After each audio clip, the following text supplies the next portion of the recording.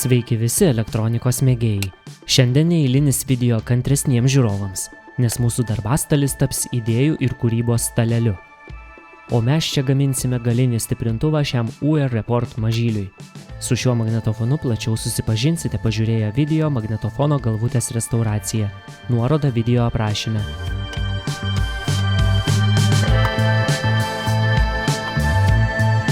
Taigi magnetofono originalus sterijos stiprintuvas buvo sudegęs dėl susižadinusių AC188 ir AC187 serijos Germanio tranzistorių. Stiprintuvą taisyti nebuvo prasmės, nes dalis plokštės takelių jau buvo sudegę, o ir pati schema reikalavo deficitinių komponentų, tokių kaip tantaliniai kondensatoriai ir termorezistoriai.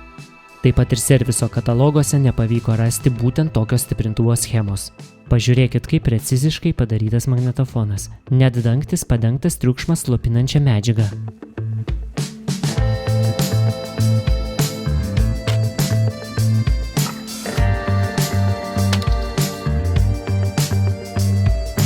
O čia stiprintuvas yra būtinas, nes jis atlieka monitoringo funkciją. Todėl laikinai buvo nuspręsta panaudoti mini stiprintuvėlį su TDA 2030 mikroschema, kuri labai gražiai susigrojo. Tačiau tokiam stiprintuvui maitinti reikėjo antro akumuliatoriaus, nes magnetofono korpusas ir ekranas yra pliusas, o ne minusas. Taigi krauti du akumuliatorius atskirai man pasirodė neracionalu, o taip pat neįmanoma magnetofono maitinti vienu išoriniu maitinimo bloku. Ši situacija privertė mane ieškoti tokios stiprintuvo schemos, kurio ne tik pliusas būtų korpusas, bet ir būtų panaudoti likę sveiki Germanio tranzistoriai. Deja, tinkančios schemos taip ir neradau, todėl teko gerai pasukti galvą, kaip padaryti groundo inversiją.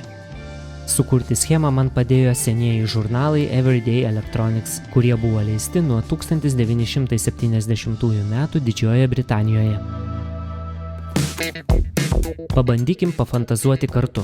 Pradėsim nuo linijinio signalo įėjimo, aišku per kondensatorių į pirmojo PNP tranzistoriaus bazę.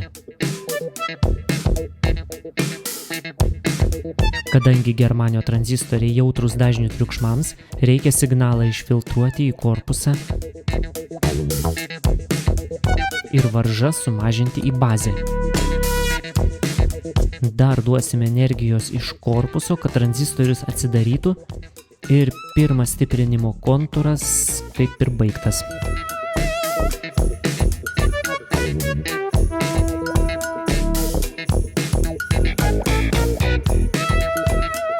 Taip mūsų pliusas virto ne tik groundu, bet ir įeinančio signalo ekranu.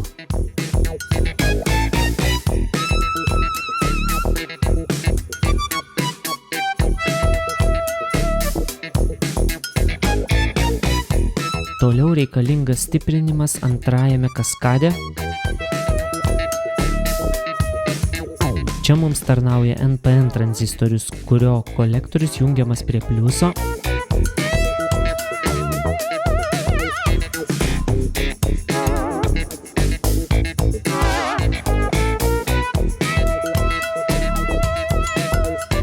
O emiteris keliauja į grįžtamąjį ryšį ir būtinai per varžą į pradinį signalą. Tokiu būdu mažinami tranzistoriaus triukšmai ir iškraipimai.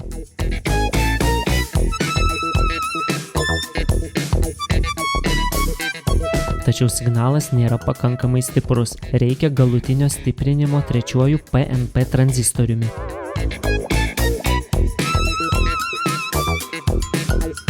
Dabar vyksta pakeistos fazės grąžinimas į paskutinį kaskadą per diodą.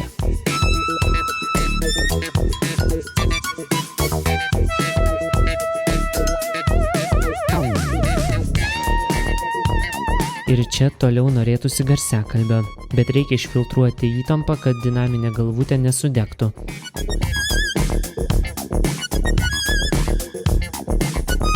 Taigi kondensatorius būtinas.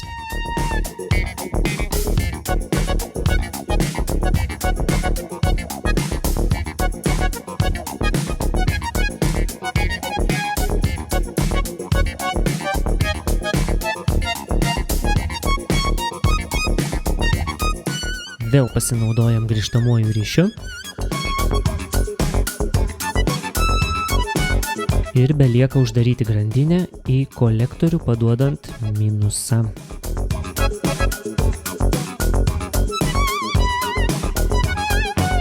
Tuo pat metu minusą ir į garsiakalbį. Ir manau, stiprintuvo prototipas baigtas. Tačiau neskubėkim.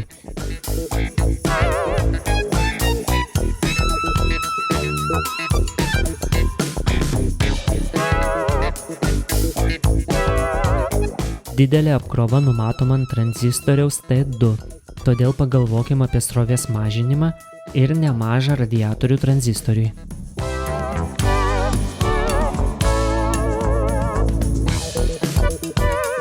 Įtampą stabilizuojam didelės talpos elektrolitiniu kondensatoriumi.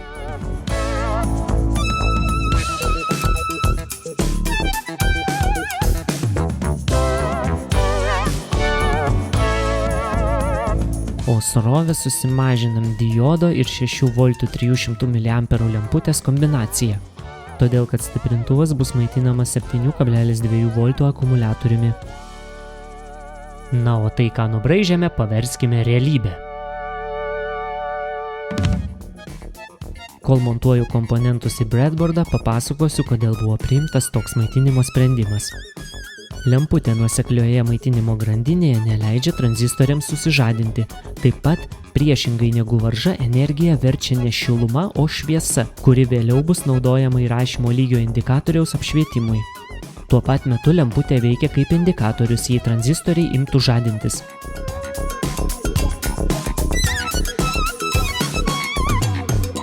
Būtent breadboardas ir paskatino mane imtis šio projekto, juolab, kad yra galimybė keisti varžų nominalus ir tuo pat metu klausytis, kaip veikia stiprintuvas be jokio litavimo.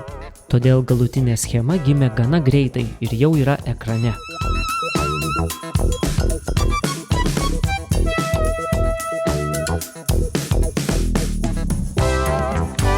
O aš visą laiką galvojau, kad breadboardo logika man neįveikiama. Juk iš tikrųjų taip paprasta, kiek visko būčiau susikonstravęs. Bet kaip sakant, traukinys nelaukia patys žinot ko. Taigi turim, ką turim.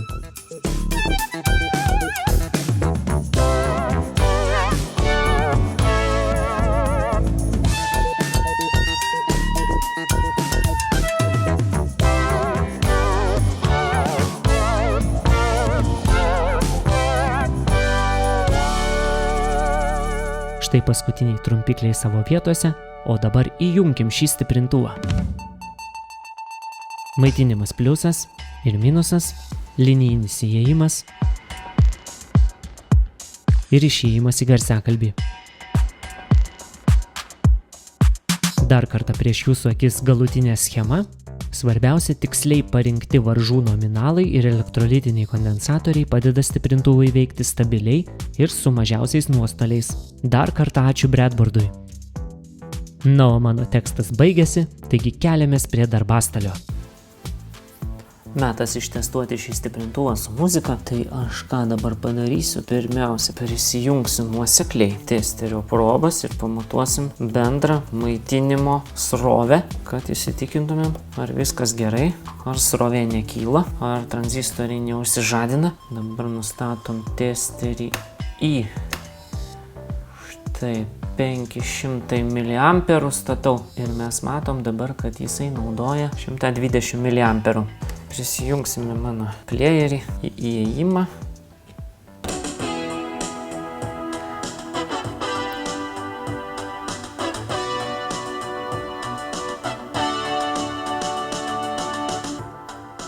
Dviračio kažkokio neišrasim, dviratis jau buvo išrastas.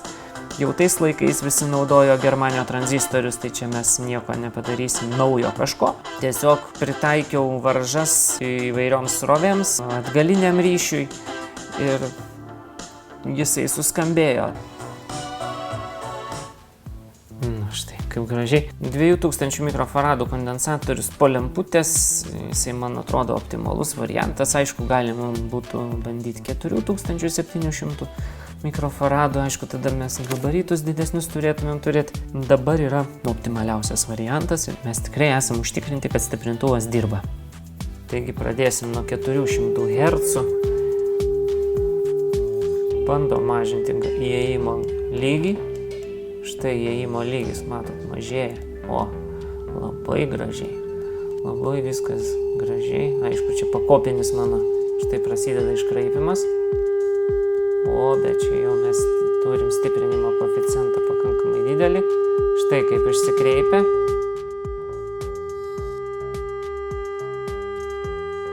Bet mes tiek nenaudosim, mums tiek nereikia.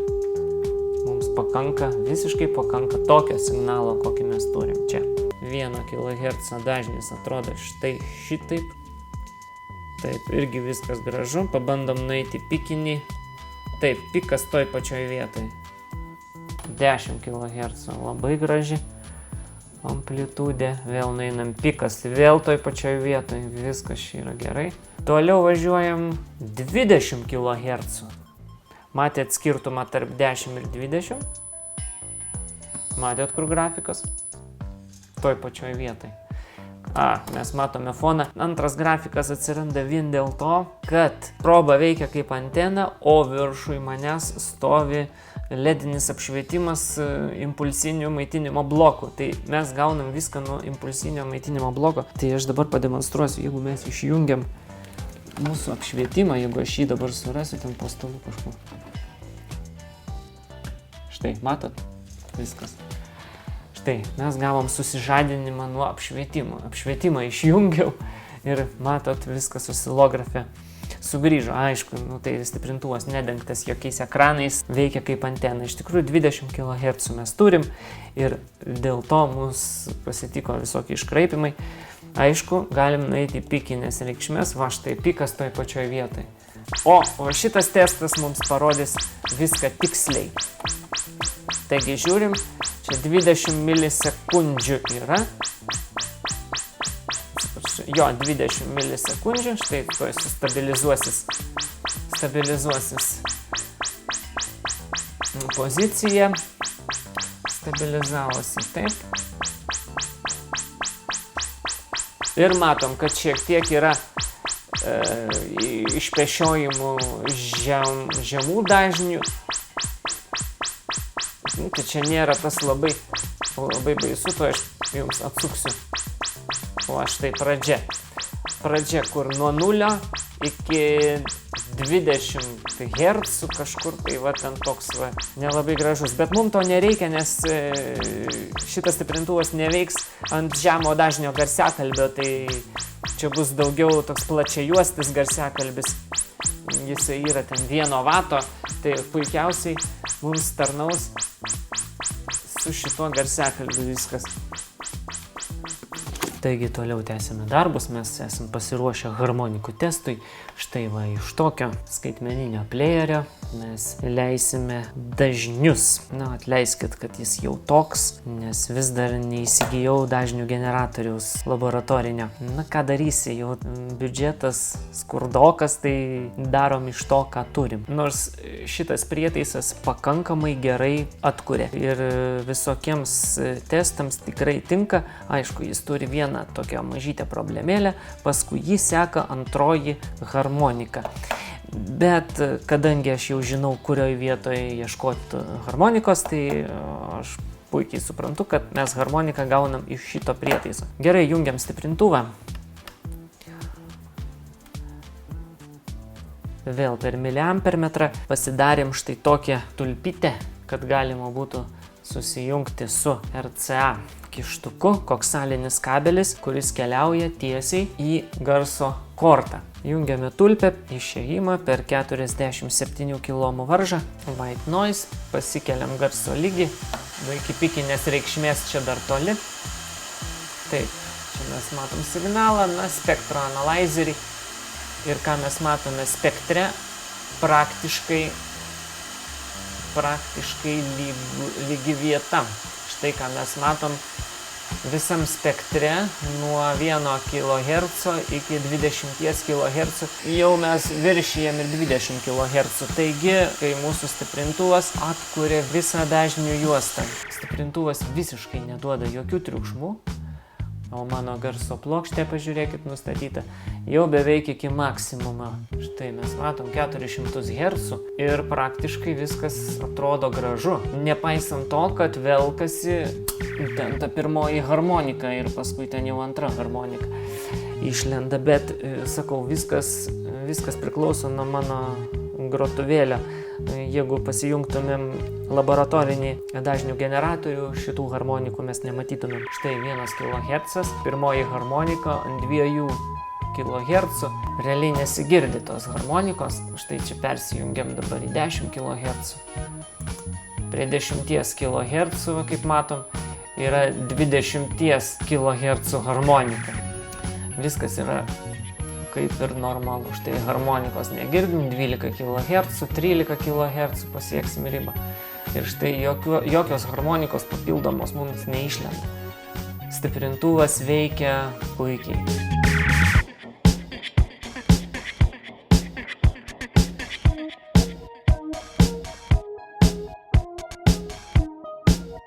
Kai mūsų stiprintuvas paruoštas darbui ir visi darbai atlikti, liko tik tai pasimatuoti ramybės sroves. Pabandykim pasimatuoti kokius 25 mA. Apkrova duota į garsiakalbį 8 ohmų ir bandom paduoti ją maitinimą 7,4 voltai. Pasižiūrėkim. Štai srovė kilo, bet staigiai ir nusileido, o įsikrovė kondensatoriai. Toliau pažiūrėkim. Taip, vėl paskaičiuojam 1, 2, 3, 4, 5.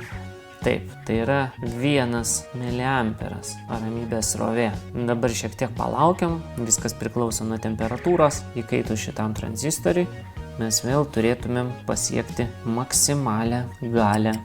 Grįžtame po maždaug 8 minučių į mūsų darbastalį. Žiūrim, kad šiek tiek nukritusi yra ramybės srovė, tas jau yra labai gerai ir nieko mes čia daugiau nepadarysim. Stiprintuvas, ką? A klasės stiprintuvą padariau? Ne, tikrai nesupainiokim, čia tikrai nėra A klasė, nors jisai galbūt ir elgiasi kaip A klasės stiprintuvas, bet čia viso labo ir galios nėra. Juolab, kad šitas stiprintuvas skirtas monitoringui, o ne kažkam kitam. Pamatuokim, kokia yra išėjimo įtampa. Pažiūrėkim, ką mes turime išėjime. Jau geriau, kad nieko neturėtumėm, tai mums bus labai geras ženklas. Nieko, rodiklė net nesujudėjo. Nieko absoliučiai nėra. Tuomet mes drąsiai persijungiame ant 1 volto ir pažiūrim dabar, kas čia bus. Taip, minusas, pliusas. Taip, žiūrim. Nieko. Stiprintuvą jau metas montuoti į plokštę, lituoti komponentus. Bet prieš tai reikia išardyti magnetofoną, kad turėtumėm prieigą naujo stiprintuvo montavimui. Po tembrų filtrų pasislėpusi elektrodinaminė galvutė ir neveikiantis lizdas išoriniam garsiakalbiui prijungti. Filtro kontaktų grupė sujungta su greičių perjungikliu turi būti išlaisvinta, kad galėtume nuimti plokštę.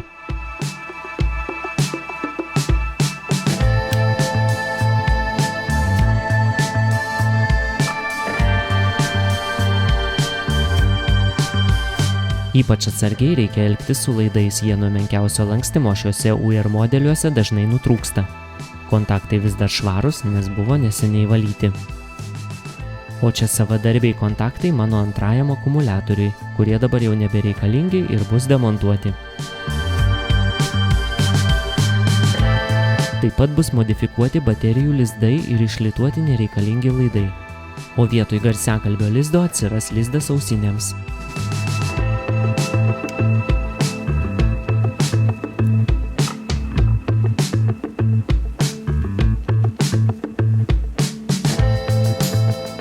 Bus montuojami ir nauji laidai į plačiajuostę 4 ohmų dinaminę galvutę.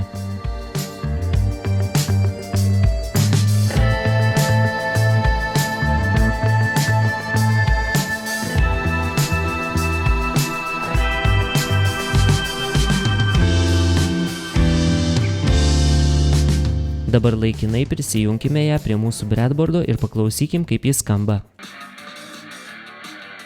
Čia reikėtų prisiminti taisyklę, kad pati elektrodinaminė galvutė arba liaudyje dinamikas tai nėra garsiakalbis, kaip dauguma vadina.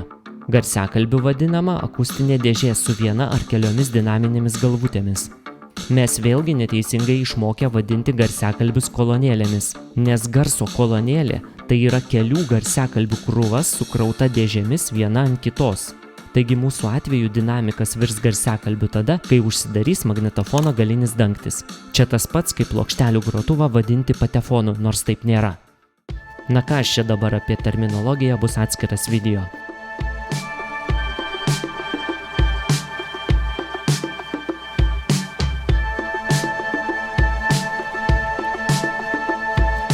O dabar tęsime darbus ir demontuojam TDA 2030 stiprintuvą.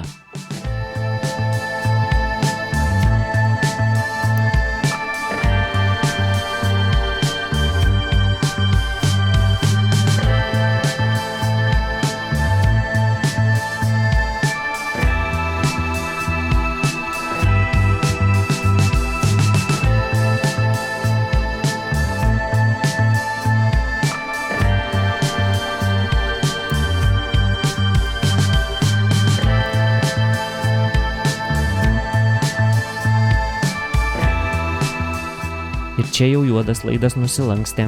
Gerai, kad pastebėjau, iš kurio kontakto, kitaip be schemos būtų sudėtinga surasti jo kelią.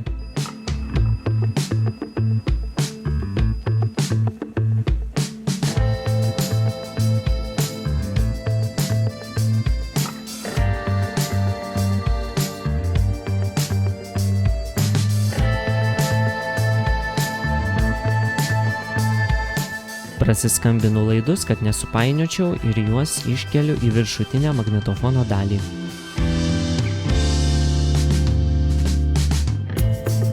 Čia ilgaamžių naudotas 6 V rūgštinis akumuliatorius buvo pakeistas ličio akumuliatoriumi nuo senos vaizdo kameros, kurio įtampa 7,2 V. Jei kyla įtarimas dėl 1 V didesnės negu reikia įtampos, paskaičiuokime baterijomis. Taigi 5 baterijos po 1,5 V, 7,5 V, taip? Vadinasi, įtampa tinkama.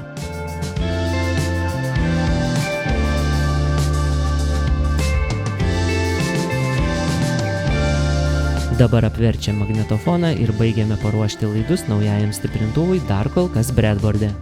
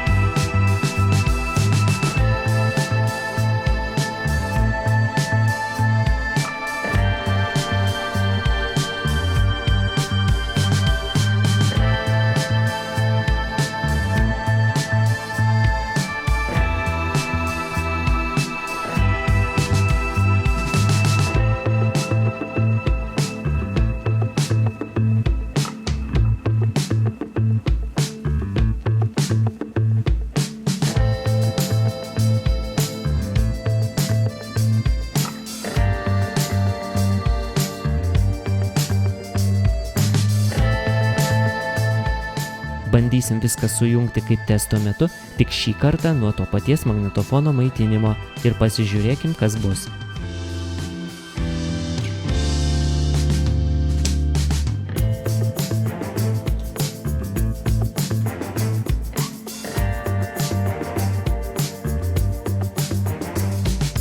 Uždedam juostelę mažesnėje ritėje, kad nesiektų išlindusių laidų.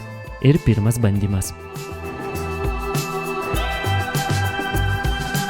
Viskas, maitinimą turim, lemputė vos žiba, jau geras ženklas.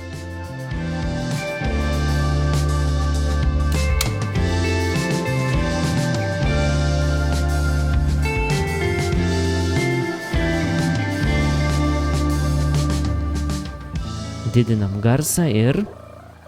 Valio, stiprintuvas veikia.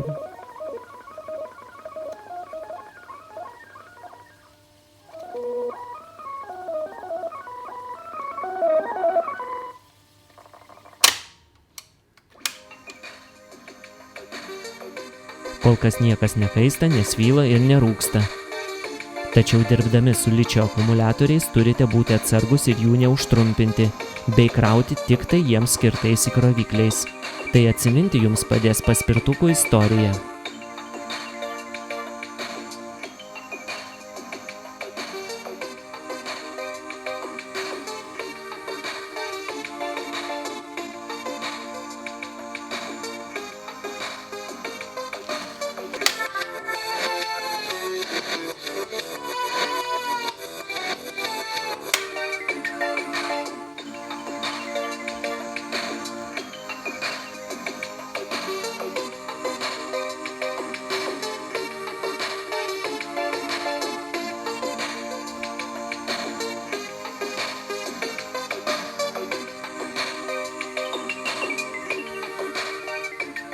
Geresniai apsaugai užtikrinti į magnetofoną įmontuosiu 1 ampero saugiklį dėl visa ko. O dabar pamatuokime įtampas. Maitinimas nuo akumuliatoriaus 7,5 volto.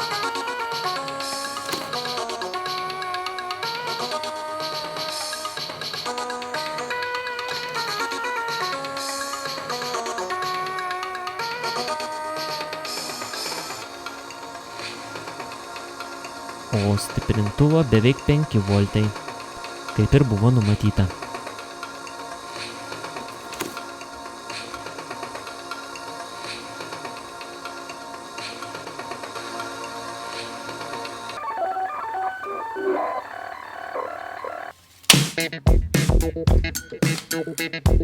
Taigi mūsų projektas pavyko, telieka stiprintuvą integruoti į magnetofoną.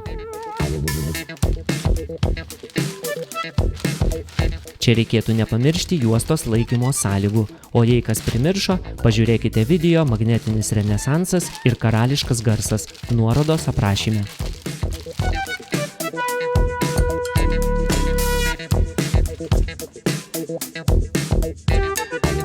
Dabar metas komponentus ištraukti iš breadboardo ir parinkti tinkamą plokštę jiems sumontuoti. Bet prieš tai tinkamai paruoškime magnetofoną būsimam stiprintuvui.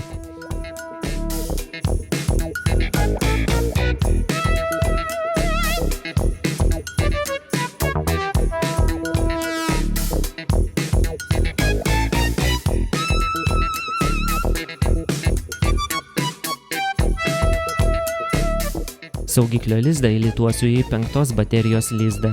Tai bus patogiau saugiklį pakeisti, juolab, kad tokių didelių pakankamai retų baterijų tikrai nenaudosiu.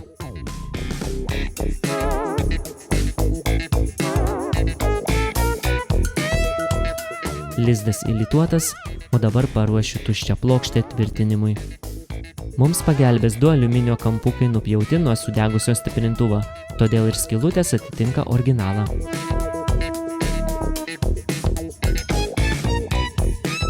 Štai taip, pažiūrėkim ar tinka.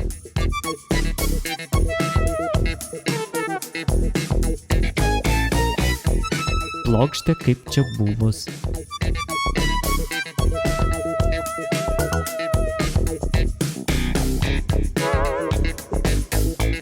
Kitas žingsnis – taip išdėstyti detalės plokštėje, kad jos nesiektų kitų komponentų ir mechanizmo detalių. Pabandykim. Gal taip?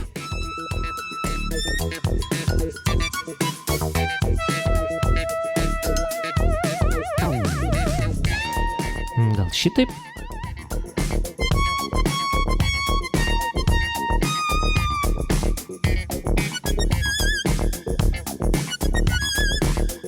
Reikėtų paminėti, kad radiatorių dydis ant tranzistorių atitinka jų temperatūrą.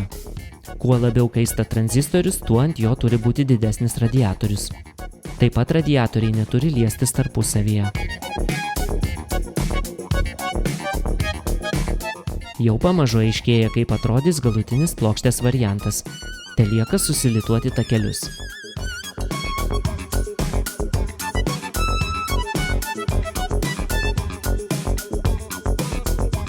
Ir štai stiprintuvas baigtas. Čia išvestis į garsiakalbį, turiu omeny su dėže.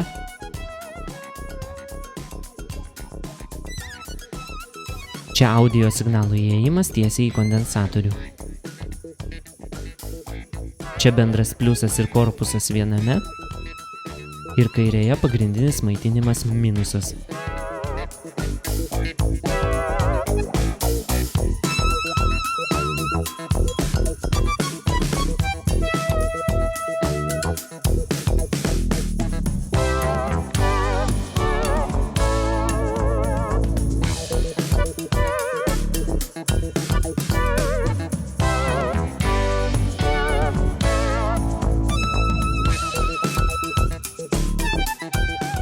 Dar kartą patikrinsiu, ar neprivėliau klaidų belituodamas.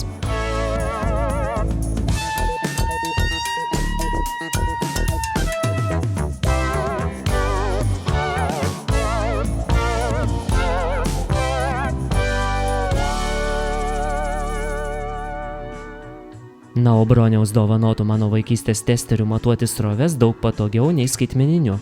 Ačiū Broniui iš dovanas ir su artėjančiu gražiu jubiliejumi. Na, o Aivarui taip pat dideli linkėjimai. Turėkime kantrybės, jūsų pirmaklasis Ylėt jau greitai pasirodys naujame video. Didelis ačiū jums visiems, o dabar užbaikim, ką pradėjom.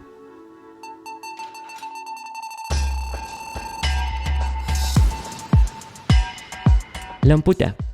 Kaip ją įstatyti ir kur? Juk originali indikatorių lemputė buvo vos 2 mm dydžio ir nepajėgė maitinti šio stiprintuvo.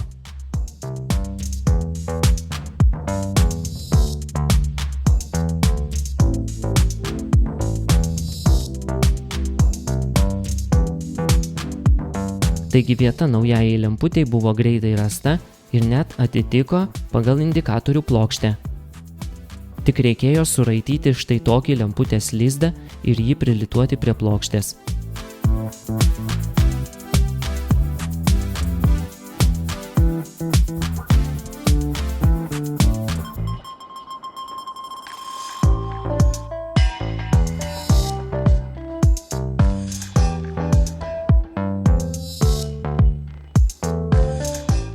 Ne tik lemputė rado savo vietą, bet ir pagrindinis minuso laidas buvo visai šalia. Todėl jis ir nukeliavo tiesiai į lemputę.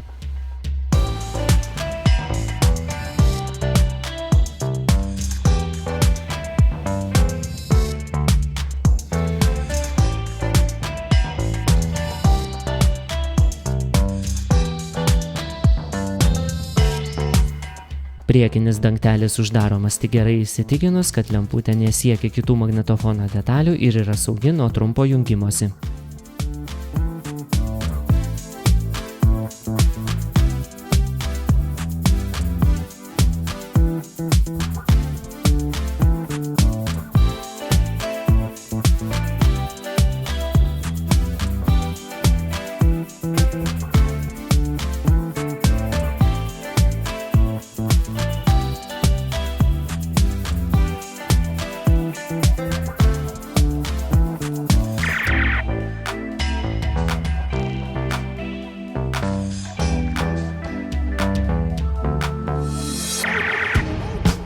Dabar imsimės ausinių lizdo, kurį montuosime ant tokios plastikinės plokštelės.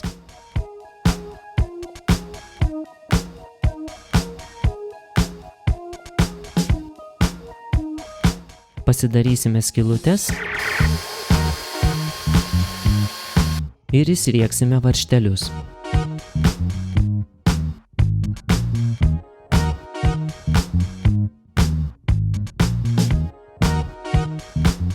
Paskui surenkame lizdą ir įstatome į vietą. Sidabrinį lizdą teko pakeisti į auksinį. Pastarasis pasirodė patikimesnis. Ir pagaliau naujo stiprintuvo eilė.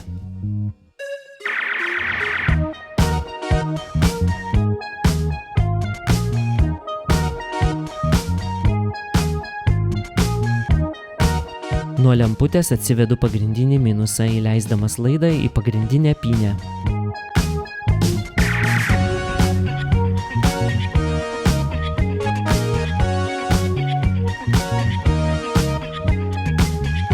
O po to sujungiu su stiprintuvu.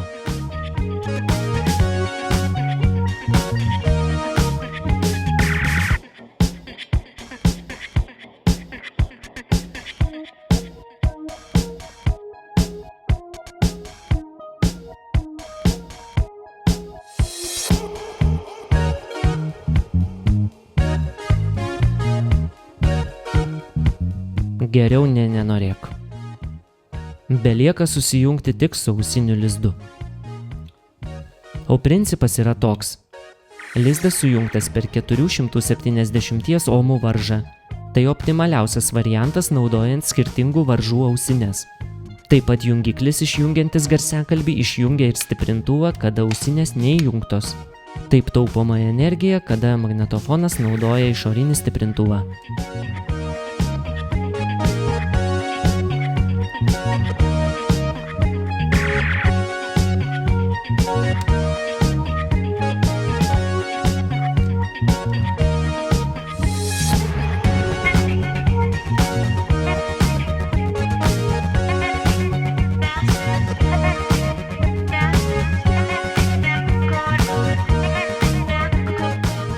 Štai ir viskas, mes pasiruošę finaliniam testui.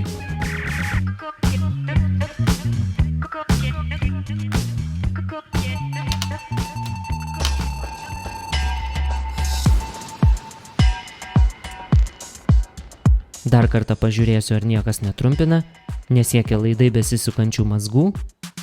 Ir važiuojam.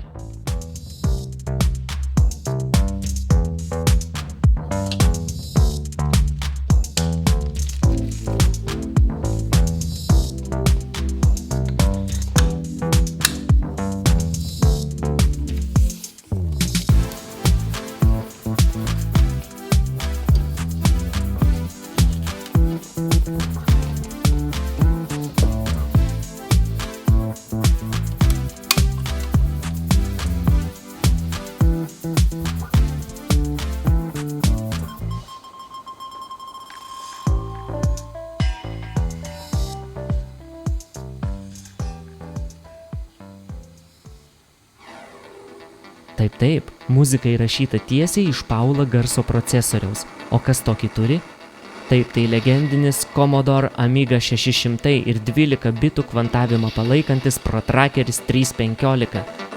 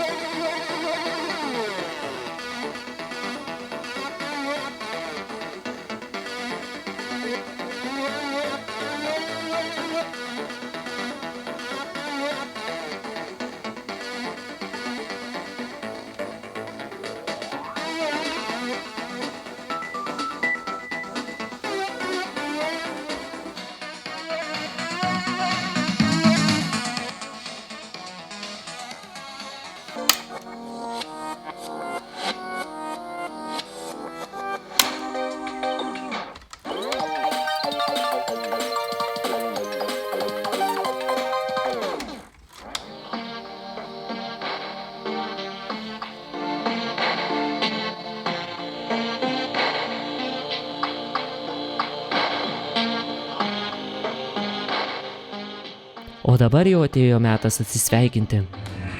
Tačiau dar neišbandėme ausinių.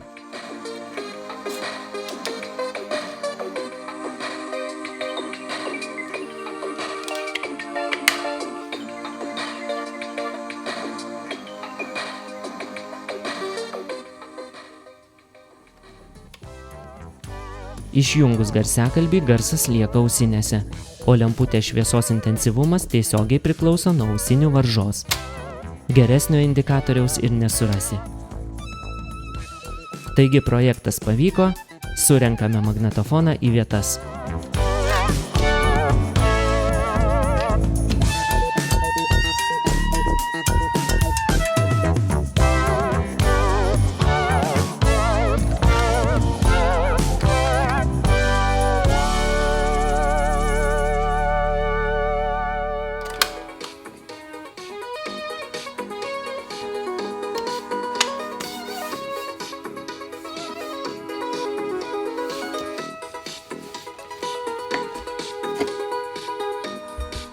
Ir pabaigai, visiškai įkrauto 19 Wh akumuliatoriaus pakanka perklausyti 3, 4, 13 cm juostoms per abi pusės 9 greičiu.